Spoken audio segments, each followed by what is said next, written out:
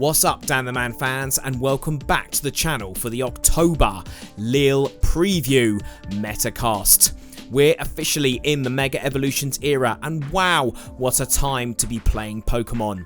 Worlds is behind us, and the Milwaukee and the Belo Horizonte Regionals have given us our first big data point. And next up, we've got the Lille Regionals, our first major European test of this brand new format. Now, this meta is wild. It's the wildest we've had in years. Over 20 playable decks. That's right, 20.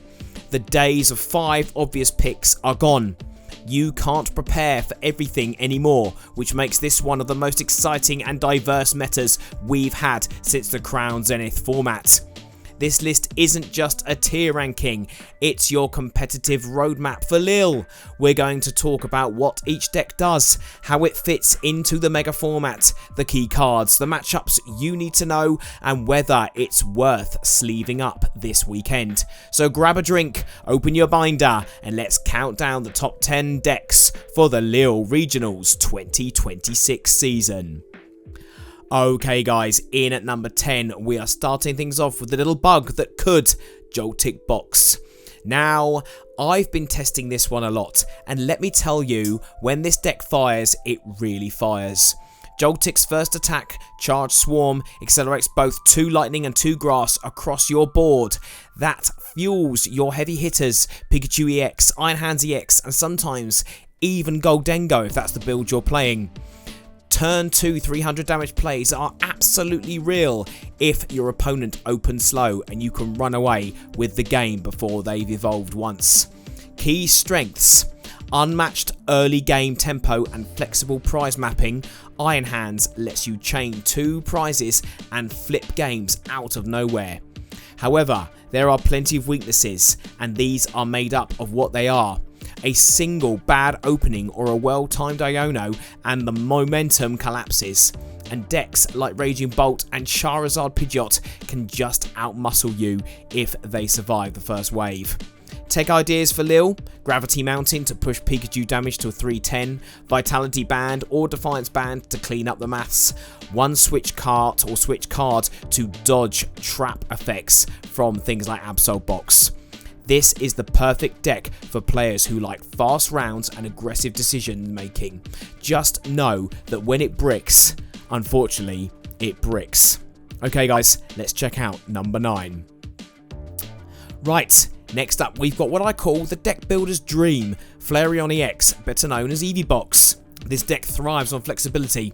The goal is to evolve into whatever type your matchup demands. Your goal: Flareon EX is your main attacker, using Ignite for acceleration and Blaze Chomp for 280. Leafeon EX for grass coverage and healing 100 damage from your Pokemon. Umbreon EX for darkness typing, absolutely clutch into Gardevoir. And Sylveon EX with its Angel Light move to let you take 2 Pokemon off your opponent's bench and shuffle them back into their deck. Every game you adapt. Against Charizard, go Leafeon. Against Gardevoir, Umbreon all day. Against spread decks, use Leafeon's healing ability to stall them out. Recent results: top 16 across the board in many tournaments, with Leafeon taking centre stage. The meta fit: this deck hates Team Rocket's Watchtower. If they lock your Noctowl, your draw engine dies. That's why I recommend a Pidgeot EX as your backup for consistency. So why is it great? It rewards creative play and meta reading. If you enjoy adapting mid-game, you'll love this deck. Right, that was a quick review of number 9. Let's crack on to number 8. Okay, let's talk pure aggression. Raging Bolt EX remains the go-fast deck of the format. The plan: flood energy early with Tilmask Ogopon and Professor Sarda's Vitality, then just start deleting things. Turn 2, 320 damage is possible, sometimes even 350 with modifiers. Why does it matter? It punishes any slow deck. Absol box, Gardevoir, Grimmsnarl, you name it. If they miss a beat, Bolt steamrolls them. But the downside: it folds to consistent decks. Gardevoir tanks and trades better, Grimmsnarl resists, and Enhanced Hammer can ruin your day. Techs for Lille: Blood Moon Ursulana as a late game nuke, extra jet energy to make sure you can obviously get those bench Pokemon back into the active, and maybe even an Artisan Stadium to fetch some of those smaller basics from those early Iono plays. It's not the most complex deck, but it's brutally efficient.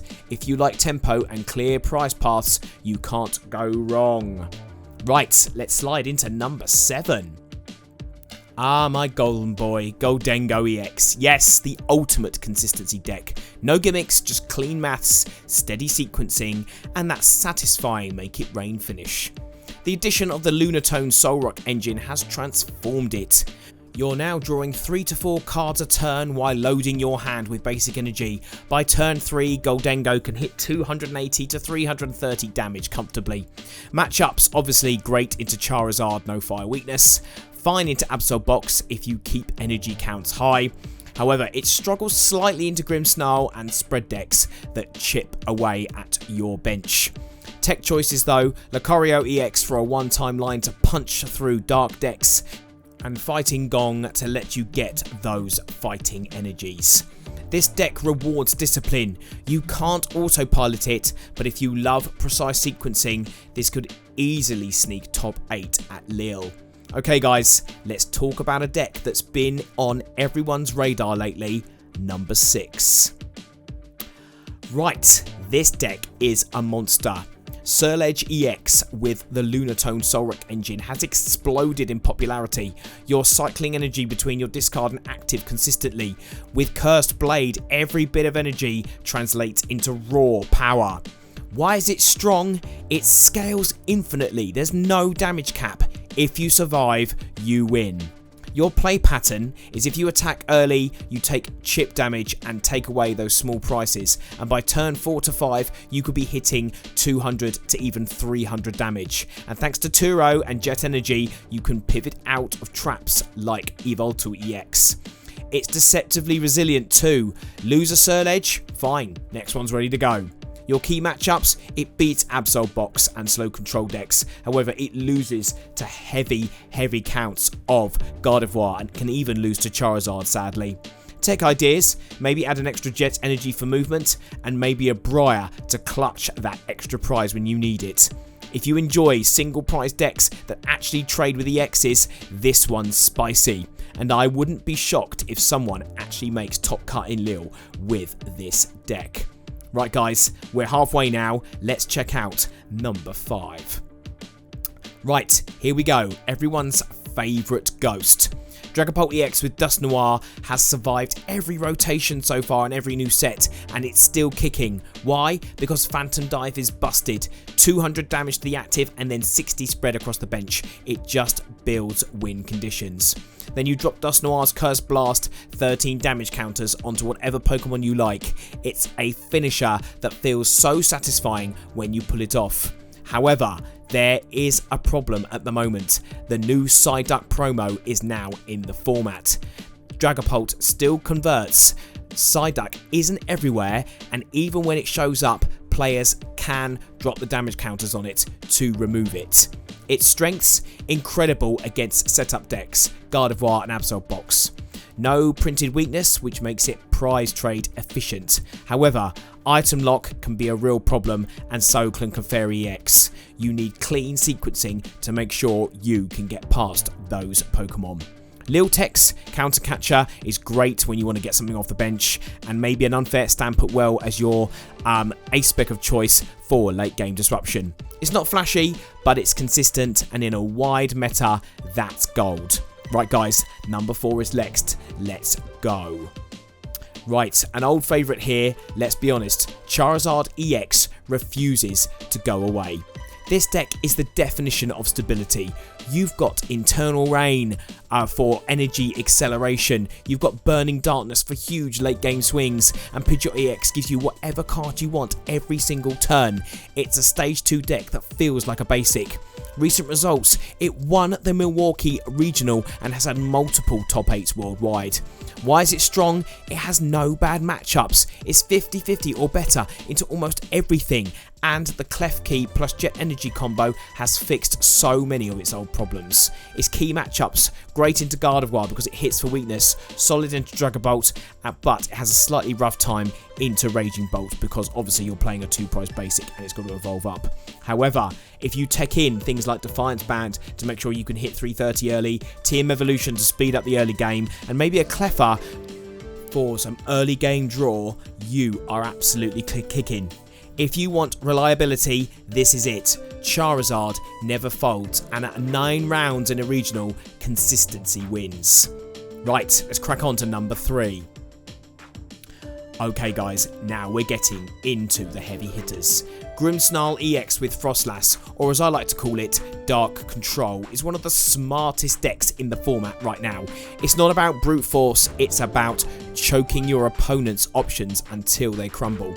Froslass spreads chip damage between turns, punishing any deck that relies on abilities. Grimmsnarl then re-accelerates Darkness Energy from the deck onto any of Marnie's Pokemon, and then using Secret Box you can find whatever cards you need to finish things off. Pair that with Monkey Dory, which heals your field by removing damage counters onto your opponent's Pokemon, and you've got a control engine that never runs out of steam. Why is it scary though?